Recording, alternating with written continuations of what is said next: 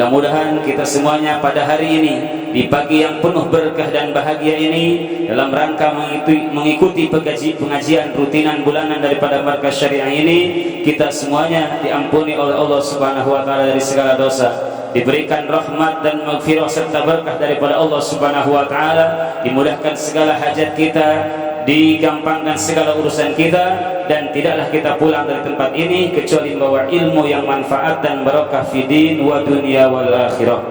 Baiklah, untuk mempersingkat waktu, sebagaimana biasa kita mendengarkan mauidhah dan tausiah daripada guru-guru kita. Untuk itu kita sebelum memulai daripada pengajian ini, malah kita bacakan suratul Fatihah. Mudah-mudahan dengan suratul Fatihah ini pengajian kita, perkumpulan kita pada hari ini diberkahi oleh Allah Subhanahu wa taala dan ada dalam ridhonya. Ala hadiriyah wa kulli niyatin shalihah wa ila hadratin nabiyil mustafa wa rasulil mujtaba wal habibil murtada wa sayyidil muntaqa Muhammadin sallallahu alaihi wa alihi wasallam bi sirril Fatihah. أعوذ بالله من الشيطان الرجيم. بسم الله الرحمن الرحيم. الحمد لله رب العالمين الرحمن الرحيم مالك يوم الدين إياك نعبد وإياك نستعين اهدنا الصراط المستقيم صراط الذين أنعمت عليهم غير المغضوب عليهم ولا الضالين آمين. Baiklah, untuk yang pertama akan berikan mauidhah kepada kita, yakni pembacaan kitab Al-Hikam karangan daripada Al-Habib Abdullah bin Alwi Al-Haddad, yang insyaallah akan disampaikan oleh guru kita Al-Habib Muhammad bin Husin Al-Atas. Al-waqtu syarif falyatafaddal mashkur. Sallu 'alan nabi. Assalamualaikum warahmatullahi ta'ala wabarakatuh. Alhamdulillahi rabbil alamin, وأفضل الصلاة وأتم التسليم على سيدنا وحبيبنا وشفيعنا ومولانا نبينا محمد وعلى آله الطاهرين وأصحابه الغر الميامين ومن تبعهم بإحسان إلى يوم الدين. Kepada yang sama kita muliakan dan kita cintai, guru kita tercinta, Imamul Akbar li Jabhat Ad-Difa'iyyah Al-Islamiyah, Sayyid Al-Walid Habib Muhammad Rizq bin Husain Shihab, hafizahullahu ta'ala wa ra'ah wa nafa'ana bi'ulumihi fid darain amin ya rabbal alamin. Kepada para asatidz, para kiai, para alim ulama, para tokoh, tuan-tuan guru yang hadir di majelis rutinan kita, yang tidak bisa saya sebutkan satu persatu namanya, namun tidak mengurangi rasa ta'zim dan cinta kita semua kepada para tokoh-tokoh kita. Seperti biasa, kita mengkaji kitab Al-Hikam, gubahan daripada Al-Habib Abdullah bin Alwi Al-Haddad, hafizahullah ta'ala wa ra'ah. Qala al-musannif rahimahullah wa nafa'ana bi'ulumihi fid darain amin. Wasala ila an qala naza'a al-aqdara man istaqbaha min akhihi ma la yadkhulu tahta al-ikhtiyar.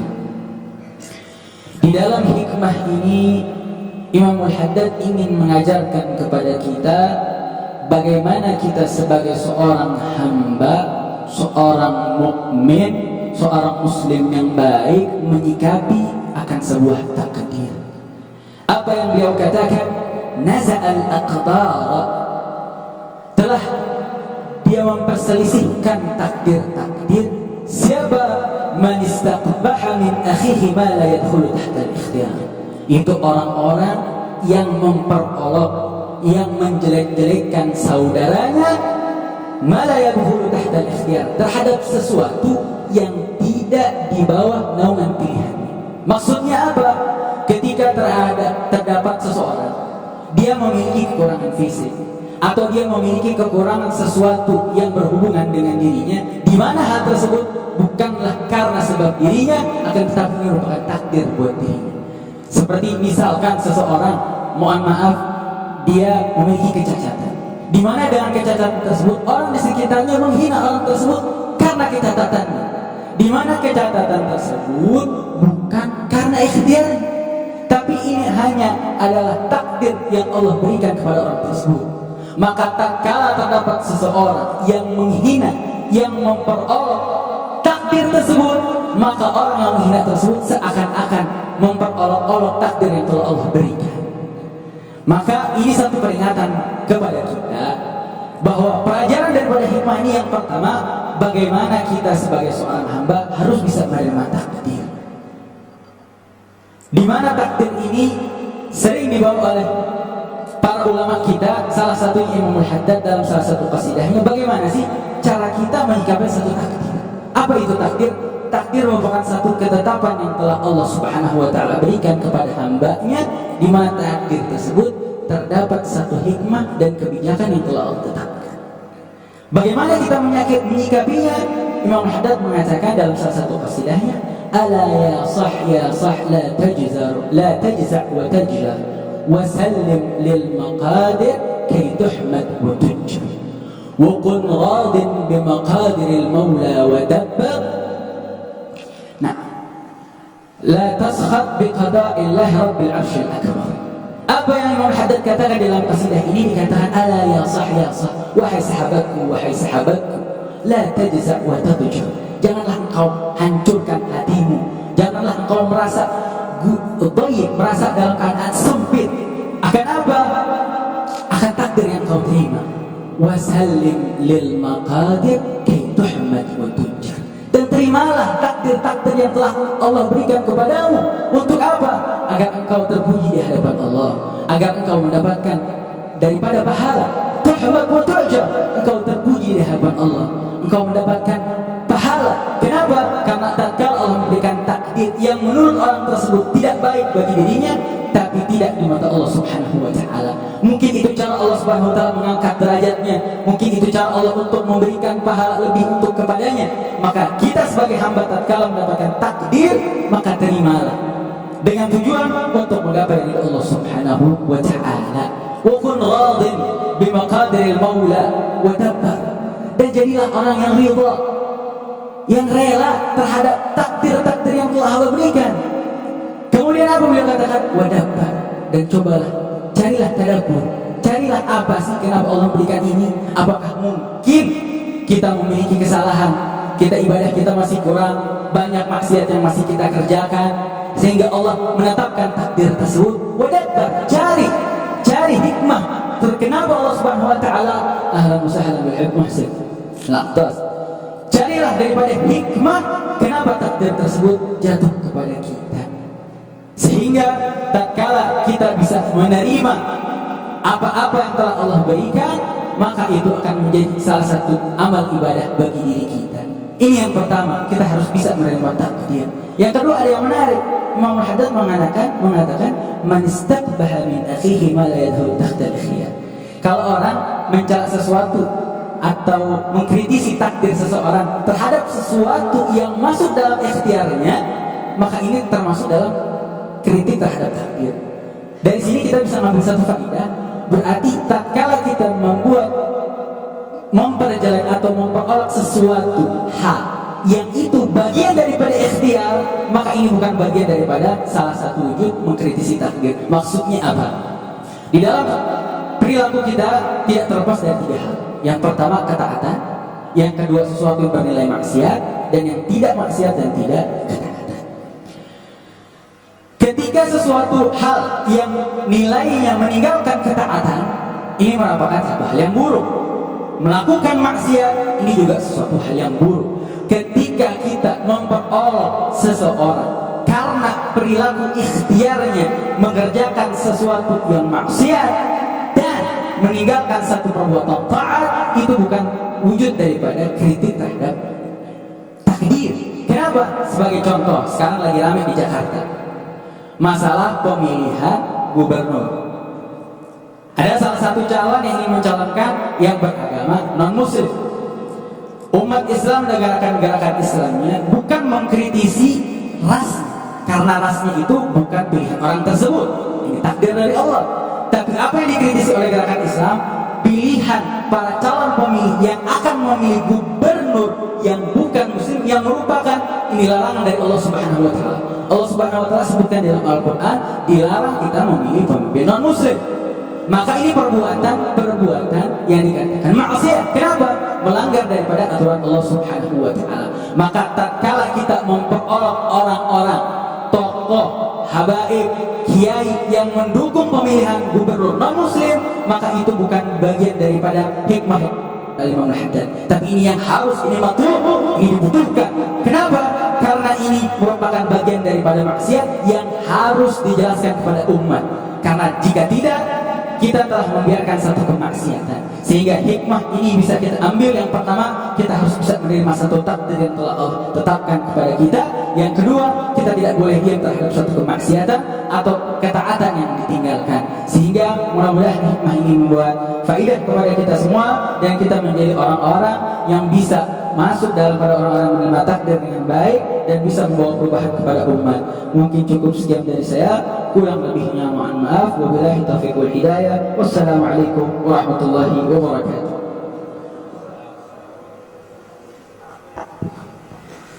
Jazakumullah ahsanal jazaa. Kita ucapkan terima kasih kepada guru kita Habib Muhammad bin Husin Al-Attas yang telah menyampaikan, membacakan daripada kitab Al-Hikam. Mudah-mudahan bermanfaat untuk kita semua. Amin ya rabbal alamin.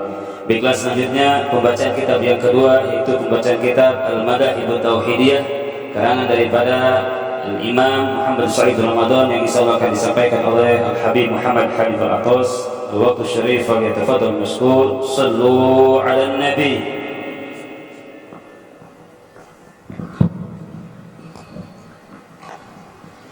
Bismillahirrahmanirrahim. Assalamualaikum warahmatullahi wabarakatuh.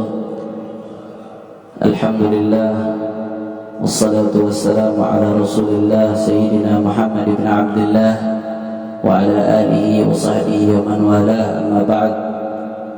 Para alim ulama, para habaib, para asatidz yang hadir di tempat ini, khususnya imam besar kita Al-Habib Muhammad Rizik bin Husin Shihab, begitu juga guru mulia kita Profesor Dr. Muhammad bin Hasan Baharun, dan para habaib asatidz kiai lainnya yang tidak dapat saya sebutkan namanya satu persatu, namun sama sekali tidak mengurangi rasa hormat saya kepada mereka semua. Mudah-mudahan beliau-beliau diberi sehat walafiat dan diberi panjang umur dalam ketaatan kepada Allah. Amin ya rabbal.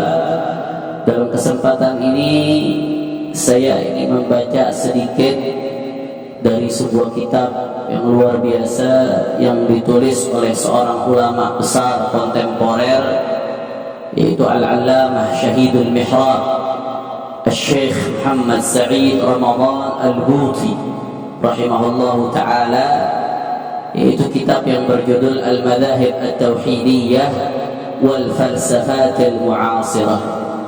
Kitab yang membicara tentang madhab-madhab akidah dan filsafat-filsafat modern. Ada satu bab menarik yang ingin saya baca pada kesempatan kali ini. Kita umat Islam di Indonesia dan mayoritas umat Islam di dunia ini dalam akidah mengikuti madhab Al-Imam Al-Asy'ari. Bahkan markas syariah sendiri motonya benteng Sunni Syafi'i Asy'ari. Tapi banyak di antara kita yang belum mengenal siapa sih Al-Imam Al-Asy'ari rahimahullahu ta'ala wa arda, yang selama ini kita ikuti madhabnya, yang selama ini kita jadikan pegangan, yang selama ini kita jadikan qudwah. Maka pada kesempatan kali ini sedikit saya akan membaca biografi daripada Al-Imam Abi Hasan Al-Asy'ari, dan ada beberapa hal penting yang berkaitan dengan beliau insya Allah. Hadirin yang dimuliakan oleh Allah Subhanahu wa taala, qala al-musannif rahimahullah taala wa nafa'na bi fid-darain amin. Al-Asy'ariyatu wal Asy'ariyatu nisbatun ila al-Imam Abi Hasan bin Ismail Al-Asy'ari, wulida bil Basrah sanah 260 wa tuwfiya 'am 330 wa qila kanat wafatuhu sanah 324. ظهر هذا الإمام في وقت كثرت فيه الفرق الصغيرة المتنافرة التي اشتغلت بتكفيرها بعض لبعض، واشتد فيه أمر المعتزلة فأصبحت أقوى تلك الفرق وأشدها دعوة لمذهبها وجدالا بل إقزاعا للآخرين لا سيما المحدثين والفقهاء. Saya tidak mau terjemahkan satu persatu karena waktunya tidak cukup, tapi secara global Al-Imam kalau disebut Al-Asy'ariyah atau Al-Asy'ari itu artinya nisbah kepada seorang ulama besar yang lahir pada tahun 260 dan wafat pada tahun 330. Jadi Imam Asy'ari lahir di abad ketiga, meninggal di abad keempat. Beliau nama lengkapnya Imam Abul Hasan Ibnu Ismail Al-Asy'ari. Jadi kalau ditanya Imam Al-Asy'ari, Al-Asy'ari itu laqabnya. Al-Asy'ari laqabnya seperti Imam Syafi'i, imam kita dalam fikih. Asy-Syafi'i laqabnya namanya siapa? Muhammad bin Idris Asy-Syafi'i. Begitu juga Imam Al-Asy'ari. Al-Asy'ari itu laqabnya namanya siapa? Al-Imam Abul Hasan Ibnu Ismail Al-Asy'ari. Singkat, Al-Imam Al-Asy'ari ini lahir di zaman yang sedang kacau balau. Jadi pada masa itu perang sektarian itu luar biasa. Satu sama lain di antara madhab-madhab akidah yang ada saling mengkafirkan, saling mengkritisi, sampai kacau balau luar biasa, saudara. Dan pada saat itu salah satu madhab akidah yang paling kuat adalah madhab Mu'tazilah. Tapi yang menarik di sini ternyata imam kita Imam Al-Asy'ari kana Mu'taziliyah. Jadi Imam Al-Asy'ari sebelum beliau memegang teguh Ahlus Sunnah wal Jamaah yang sampai kepada kita, disebutkan bahwasanya saking kuatnya pengaruh Mu'tazilah pada saat itu, Imam Asy'ari dulunya kana Mu'taziliyah. Dulunya seorang yang bermadhab Mu'tazilah. Nah, ini disebutkan di sini. Tapi kenapa kok beliau meninggalkan Mu'tazilah? Di sini disebutkan beliau mengutip dari Imam Ibnu Asakir dalam kitabnya Tabyin Kadhib al-Muftari fima nusiba ila Imam Abi Hasan Al-Asy'ari. Jadi Imam Al-Asy'ari dulunya Mu'tazilah, bahkan beliau seorang murid dari Abu Ali Al-Jubai. Abu Ali Al-Jubai ini seorang tokoh besar dalam Mu'tazilah. Dikatakan oleh Imam Ibnu Asakir Al-Asy'ari syekhuna wa imamuna wa man alaihi mu'awwaluna. Imam Asy'ari itu guru kita dan panutan kita dan pegangan kita. Gama ala madhab Mu'tazilah 40 sana. Beliau bermadhab Mu'tazilah 40 tahun. Jadi Imam Asy'ari yang kita ikuti awalnya madhabnya Mu'tazilah nggak tanggung-tanggung, bukan setahun, bukan 2 tahun, 40 tahun, saudara. Wa kana lahum imaman, bahkan beliau pernah jadi panutan di madhab Mu'tazilah. Itu Abu Ali Al-Jubai sempat kalau beliau lagi berhalangan, itu yang dikirim oleh Imam Abi Hasan Al-Asy'ari, saking hebatnya dalam madhab Mu'tazilah. Kemudian setelah 40 tahun beliau bermadhab Mu'tazilah, rasanya beliau mendapatkan kejanggalan. Ini kok ada yang nggak enak, ada yang kurang pas, sepertinya ini bukan hak.